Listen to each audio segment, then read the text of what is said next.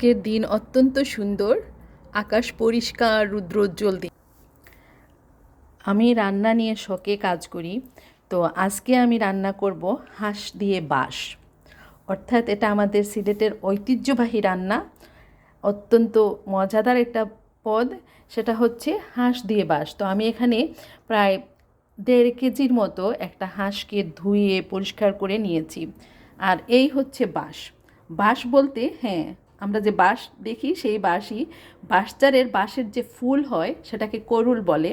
সেই বাঁশের করুলটা আমি কেটে সিদ্ধ করে পানি ঝরিয়ে নিয়েছি। এই করুল দিয়ে আমি এখন হাঁস রান্না করব। আমাদের একটা ব্যাপার হচ্ছে কি, সিলেটের ফুডগুলা হচ্ছে, আমরা যেহেতু আসামের অন্তর্গত ছিলাম এক সময় এবং পাহাড়ি অঞ্চল, আমাদের বাঁশ প্রচুর আছে। আমাদের চা পাতা যেমন আছে, আমাদের তেমনি সিলেট বাঁশের জন্য অত্যন্ত প্রসিদ্ধ স্থান। তো আমরা বাঁশকে নানাভাবে খাই। আমরা বাঁশের ভিতরে পিঠা রান্না করে খাই, বিরন ভাত রান্না করে খাই।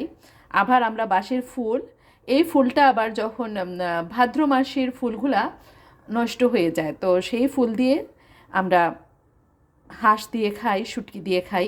তো নিউ ইয়র্কে তো আর বাংলাদেশের বাঁশের কুড়ুল পাবো না, এটা আমি চাইনিজের থেকে এনেছি, ওদের কুড়ুল, ওদের দেশের কুড়ুল। তো আমাদের মতোই, জাস্ট গ্রানটা ওদের মতো। আর এখানে আমার আর লাগতেছে, আমি নিয়েছি বড় ধরনের 2টা পেঁয়াজ, আমি নিয়েছি পঞ্চপদের মশলা, এখানে জিরা পাউডার, ধনিয়া পাউডার এবং মাংসের পাউডার, এটা হচ্ছে শাহি গরম মশলার পাউডার, হলুদ পাউডার। আর নিয়েছি রসুন বাটা, আদা বাটা, লবণ, গরম মশলা গোটা, আমি কালো এলাচ, গরম, এরপরে গোলমরিচ, দালচিনি, লবঙ্গ, আর নিয়েছি কেওড়া, আর এখানে জয়ত্রী জয়ফলও আছে এখানে। আর নিয়েছি আমি মরিচটা একটু বেশি দিব, ঝাল ঝাল হলে হাঁসের মাংস ভালো হয়। আর এই রান্নাটা করব সরিষার তেল দিয়ে, আর আছে লবণ। এবার আমি আন্দাজ মতো সব কিছু দিয়ে হাঁসের মাংসটাকে ম্যারিনেট করে নেব। ম্যারিনেট করতে সর্বপ্রথমে আমি দিয়ে দিচ্ছি সরিষার তেল। হাঁসের মাংস সরিষার তেল দিয়ে রান্না করলে ভালো লাগে। তেল দিয়ে হাঁসের মাংসটা দিয়ে দিলাম। এবার আমি দিয়ে দিচ্ছি পেঁয়াজ, এখানে বড় বড় 2টা পেঁয়াজ আমি দিচ্ছি, বলা যায় প্রায় 250-300 গ্রামের মতো হবে। এবার আমি আমার গুঁড়া মশলা সবগুলা দিয়ে দিচ্ছি, গরম মশলা দিয়ে দিচ্ছি। গরম মশলার পর আমি দিয়ে দিচ্ছি রসুন বাটা,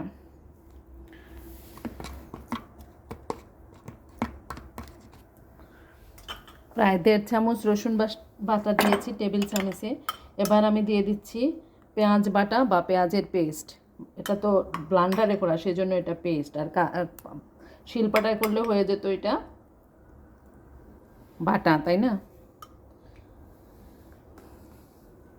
এবার আমি দিয়ে দিব লবণ আমরা যেরকম খাই সেই আন্দাজে দিলাম।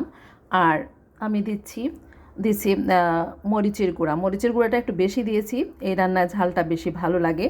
তো আমি সব কিছু এখন হাত দিয়ে মাখিয়ে ম্যারিনেট করে রেখে দিব ঘণ্টাখানিক। 1 ঘন্টা পরে, ম্যারিনেট করার 1 ঘন্টা পরে আমি এখন এটা বসিয়ে দিলাম হাঁসের মাংস ছোলার মধ্যে। আর আমি লো মিডিয়ামের মধ্যখানে রেখে জাল দিব যতক্ষণ পর্যন্ত না হাঁস সিদ্ধ হয়ে আসে। হাঁসের মাংস থেকে পানি বের হয়েছে, আমি চেষ্টা করব এই পানিতেই, অর্থাৎ এই ঝোলের মধ্যেই মাংসটাকে সিদ্ধ করে নিতে।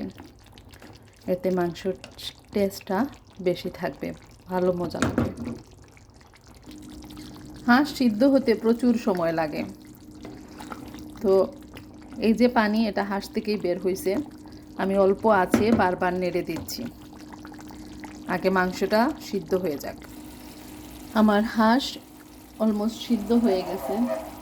এখন আমি এতে আমার বাঁশের করুল, যেটা আমি প্রস্তুত করে রেখেছিলাম, সেইটা এখন দিয়ে দিচ্ছি।